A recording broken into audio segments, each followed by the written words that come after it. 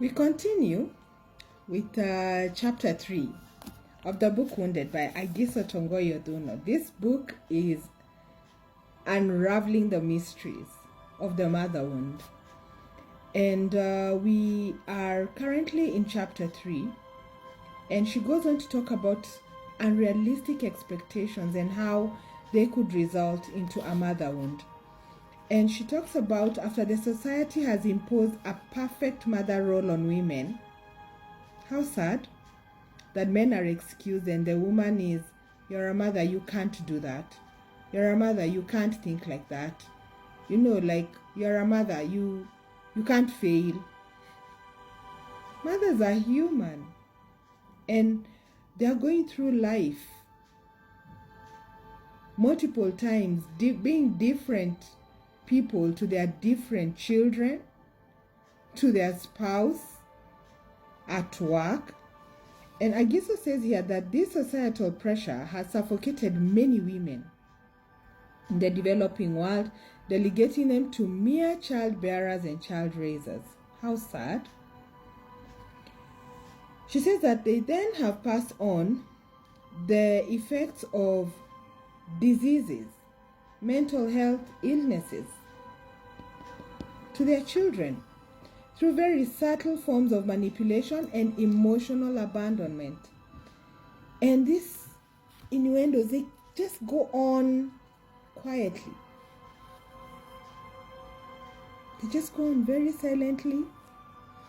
And the children grow up and wonder why they were always made to feel embarrassed or guilty around their mother and why she still demands that they fend for her. So you can imagine your mom has put you through a certain trauma because she went through a certain trauma.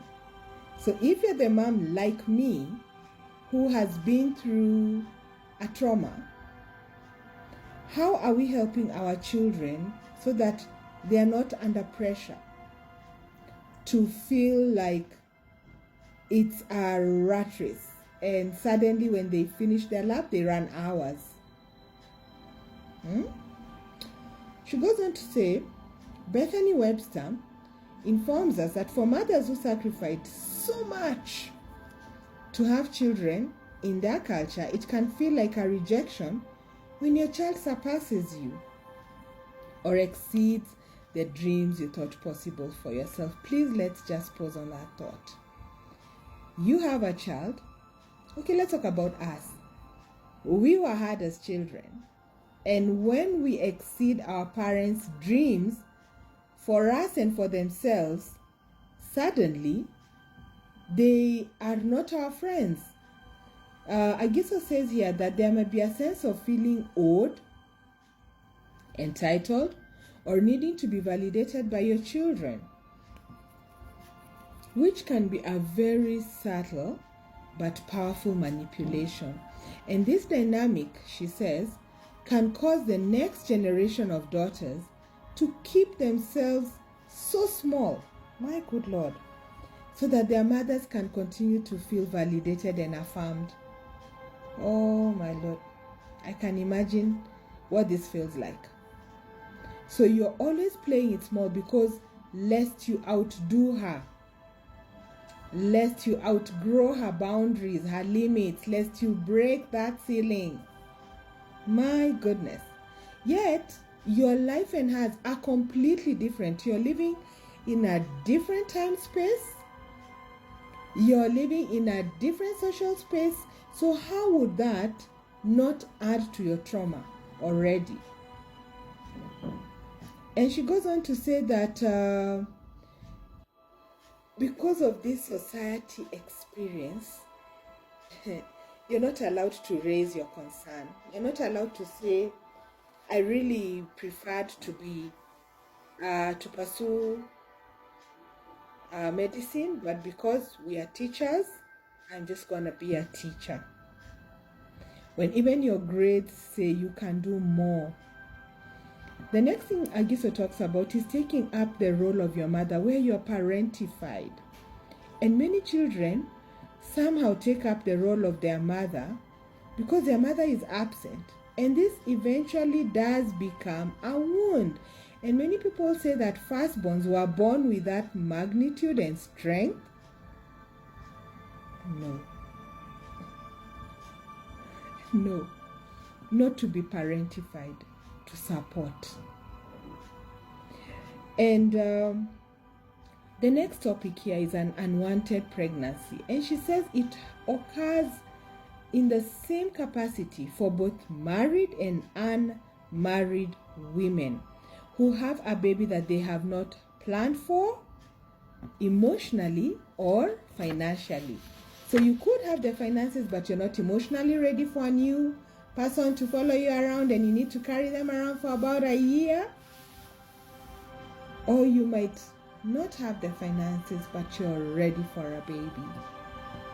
And she says that this may also happen if the child is the wrong sex and the parents express their disappointment before the child is born, or verbally to the child post-birth and in their formative years.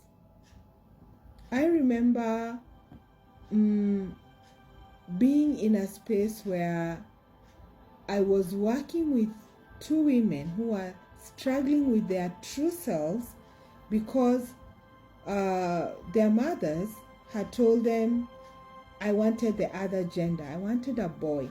And when I saw you, I said, oh, okay, we'll make do with that. So here's a baby who's just literally arrived, checked in, and they're like, hey, I'm here. And the mother says, what? You're a girl. Let's make do with this situation. How sad. And we now come to the end of chapter 3, where she talks about generational wounds. And she narrates it so well, using the example of Yana, a lady from Zimbabwe who was already injured when she was born because the wound in her lineage went back to the 6th generation. The 6th generation. And she says her great-grandma died in childbirth, leaving behind a daughter who never got to experience a mother's love because she was raised by several stepmothers who had their own children. Good Lord. So this gap left that mother biologically in a gap of that naturance that we read about earlier. And when Yana's great-grandma got married and gave birth to her first daughter, who is now Yana's grandma, what? She had no idea how to play the role as a mother. She told her children not to call her mother because she did not know how to be a mom. Subsequently, she fumbled with raising her children, and because she was so bitter about her own mother's absence, she let them grow up independently. So when Yana's grandmother became a mother, she was ill-equipped.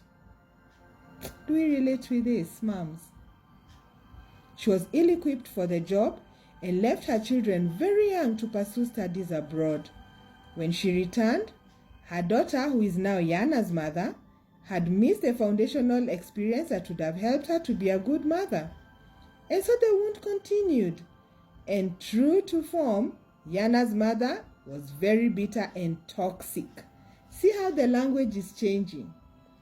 From ill-equipped to toxic, and previously it was just raising. And then she finally says, Yana's mother became bitter and toxic, and she was angry because Yana's father abandoned her and the children. Again, like her mother before, she left her 2 children in the hands of a caregiver, and at a very early age, she went abroad as well. So are you seeing the trends? Can you see families that have this trend of, yeah? And maybe does that explain the outcome of the children? I'm not saying this is the sole reason, but does it stir you up in a way? And so Yana was able to have her own children, who has been working with a therapist herself to liberate herself from the mother wound that has been spanning 6 generations. And Agiso here says her daughter will be free from that wound. What generation are we at with you? I know my generation